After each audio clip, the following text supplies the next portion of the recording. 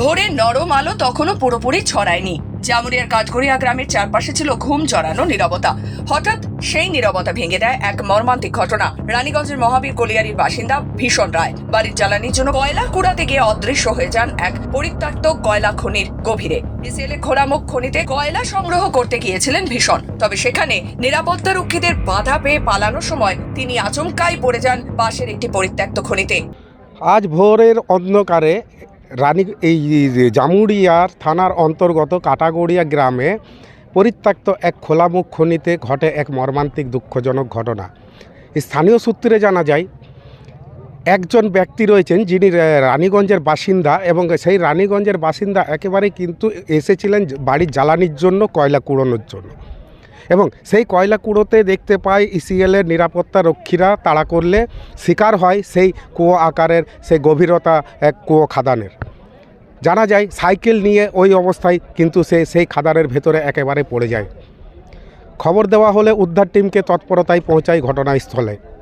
তারই পাশাপাশি দীর্ঘ 6 ঘন্টা ধরে সেই তল্লাশি চালালে কিন্তু সক্ষম হতে পারেনি ইসিএলের কার্যকর্তারা। তারপরেই এই স্থানীয় লোকের মদতে প্রাণের ঝুঁকি নিয়ে সেই কুয়োর আকারে যে খাদান রয়েছে, পরিত্যক্ত খাদান, সেই পরিত্যক্ত খাদানে কিন্তু উদ্ধারের জন্য নেমে পড়ে। তারপরে উদ্ধার করা হয় যে পড়ে যাওয়া সাইকেলটি। ভাসতে দেখা যায় তার পায়ে পরা জুতো চপ্পল, এবং সেই পড়ে যাওয়া ব্যক্তি কোথায় আছে, কী অবস্থায় আছে তা এখনও পর্যন্ত কিন্তু স্পষ্ট হয়ে উঠতে পারেনি, এমনটাই কিন্তু জানাচ্ছেন স্থানীয়রা। তবে কখন হবে উদ্ধার তা রয়েছে প্রশ্ন, এবং সেই ক্ষেত্রে জানা যায় স্থানীয়রা যেটা জানাচ্ছেন ইসিএলের গাফিলতির জন্যে আজকের এই দুরবস্থা, এবং কেন এরকম বারবার করে হচ্ছে তা এখনও পর্যন্ত স্পষ্ট হয়ে উঠতে পারেনি। তবে একটাই প্রশ্ন উঠেছে ইসিএলের ভূমিকা নিয়ে, কখন হবে সেই পড়ে যাওয়া ব্যক্তি উদ্ধার, তা এই ঘিরে চাঞ্চল্য দেখা দিয়েছে এলাকায়।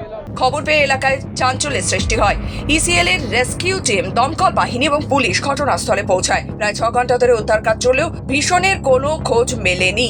কিন্তু যা উদ্ধার হয় তা যেন আরো গভীর করে তোলে এই রহস্যের জট। খনির নিচে ভাসমান অবস্থায় মেলে একটি সাইকেল এবং ভীষণের পায়ে থাকা চটি, কিন্তু তার দেহের কোনো চিহ্নই মেলেনি। স্থানীয় বাসিন্দারা ক্ষোভে ফুঁসছে। তাদের দাবি, বহুদিন ধরে এই পরিত্যক্ত খনিটি কোনো সুরক্ষা ছাড়াই খোলা পড়েছিল। ইসিএল এর গাফিলতির ফলে এই ঘটনা ঘটেছে বলে জানাচ্ছেন এলাকাবাসীরা। ভর্তি হয়েছে, সাইকেলটা দেখতে পেলাম আর চটি গেলা ভাসছি, ঠিক আছে, তো লাশ দেখতে পাই নাই। 10 ফুটের উপর জল আছে। আমার মনে হচ্ছে যে লাশ জলে তোলাই নিয়েছে। মইকে তুমি যতটা গেছিলে ততটা পর্যন্ত জল, তারপর জল ছিল নাকি? তুমি কি উপরে ডাঙার অংশটাতে গেছিলে? না, আমি জলের উপরে ছিলাম। সাইকেলটা কোন জায়গায় ছিল? সাইকেলটা জলের মধ্যে ছিল, সিঁড়িতে আটকে ছিল। পরে স্থানীয়রাও আর অপেক্ষা করতে না পেরে প্রাণের ঝুঁকি নিয়ে খনিতে নামতে শুরু করেন। তাদের হাতেই মেলে সাইকেল আর চটির সূত্র। তবে ভীষণ রায় কোথায়, এই প্রশ্নের উত্তর এখনো অজানা। রানীগঞ্জ থেকে সমীর বাদ্যকর, খবর বাংলা।